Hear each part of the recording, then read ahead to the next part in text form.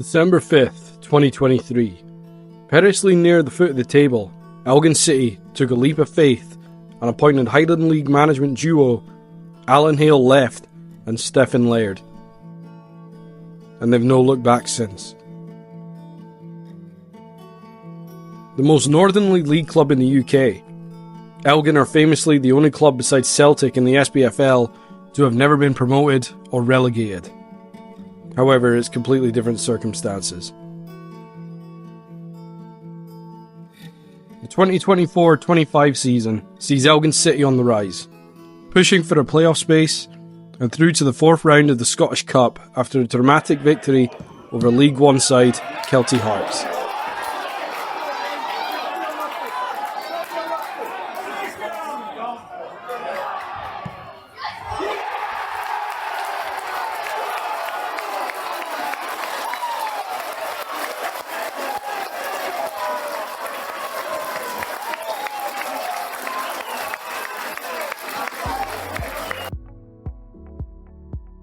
The locals were buzzing when it was revealed Elgin had drawn Aberdeen in the Scottish Cup, their first competitive fixture since 1971.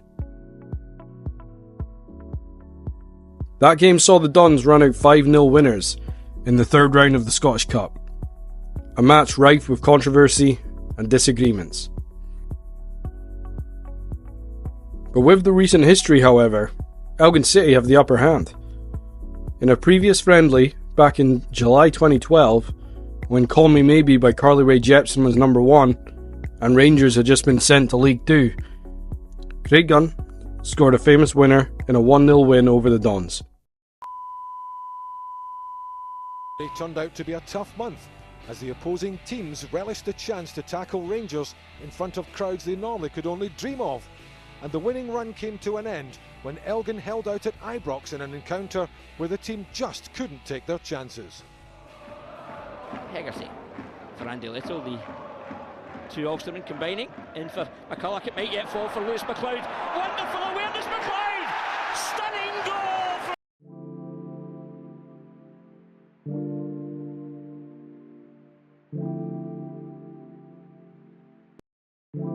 Massive shout out to Elgin City, who've given us access to the biggest cup game in their history. But before we get to the match and the highlights, we sat down with Chris Saunderson, host of the official club podcast, the Borough Briggs Beat, which I'll link in the bio below. Right, Chris, Jesus, you're off to a great start. Right, do you want to give a wee introduction of yourself and what you do at Elgin City? Yeah, I'm Chris Saunderson. I'm a volunteer media officer at Elgin City and just general helper, volunteer, do the website and I do the YouTube channel for the club. Magic. So you're quite famously a transplant to the area. What does Elgin City mean to you since you moved up here? Actually, I mean, Elgin's been part of my life because I was a reporter for 30 years and I covered them. I've watched them as a fan and now I'm helping out as a volunteer. So a big part of my life. The intensity, they've created a really tight-knit group around the team. But off the pitch as well, the directors and all the volunteers, it's just a really good bunch, working there behind the scenes just to make it all come together. It's excellent, it's manic, but it's flipping good, it really is. It's a great atmosphere, perfect day, 4,500, and just everybody's buzzing for it, it really is. Jack Murray, unfortunately he's injured today, but Jack's made a big impact. Dylan Gavin, he's started to score a few goals, he's a good lad up front as well, and Mark Gallagher and midfield. I mean, the whole team's great, and Lewis Hyde, he's coming on to a game now as well. So there's a lot of good boys there. You had a favourite game this season? Actually, the last round of the Cup, Kelty Hearts, it was top of League One against Elgin, who were top of League Two at the time, and it was just a fantastic performance. And also Peterhead away, 1-0. It was just a gritty performance, different kind of performance. But proper dug in. Yeah, they really ground it out. Amazing. Magic. What would you say to somebody that's been on the fence about possibly coming to an Elgin City game, lives in the area? How would you get them down? I would say get off that fence and get the splinters out of your bum and come down and watch them because they're playing a really great brand of football. I mean, they won't win every game, but it's so entertaining. There's just goals, there's goals all over the pitch. Elgin this season launched their very first club podcast. You want to tell us a little bit about that? Yeah, it's called Briggs Beat, and I do it through the Lighthouse podcast studio in Lossiemouth. I host it, and it's not just about players. In fact, they've had very few players on at the moment. We've had the management team, but it's people behind the scenes, people make it tech, volunteers, and women's team as well, men's team. So it's just a great way of keeping in touch with the club and finding out a wee bit more. And obviously we've got Elgin City TV, the YouTube channel as well, so you can get all your video content there as well. So it's just trying to do something different and let people feel like they're part of the club, you know.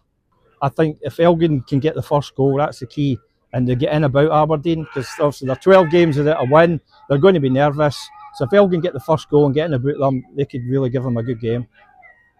Magic. Thanks for your time, Chris. Cheers, thank you.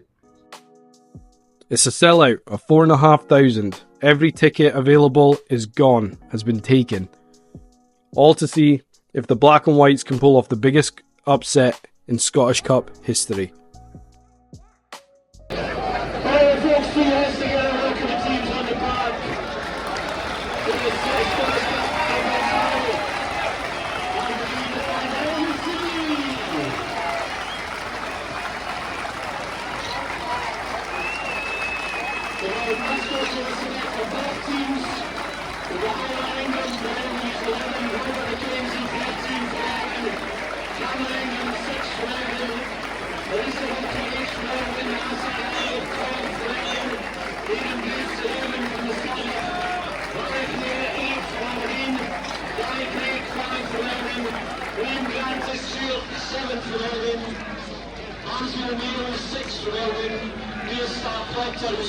From Minlaw, Charlie Roth, 9 from Elgin, Lucas McClellan, 8 from Aberdeen, Cole Jackson, 8 from Elgin, Cooper Weir, age 8 from Rebecca Stewart, 11 from Aberdeen, Cameron Wilkie, 10 from Elgin, Paul McPherson, 7 from Holtman. Thank you very much.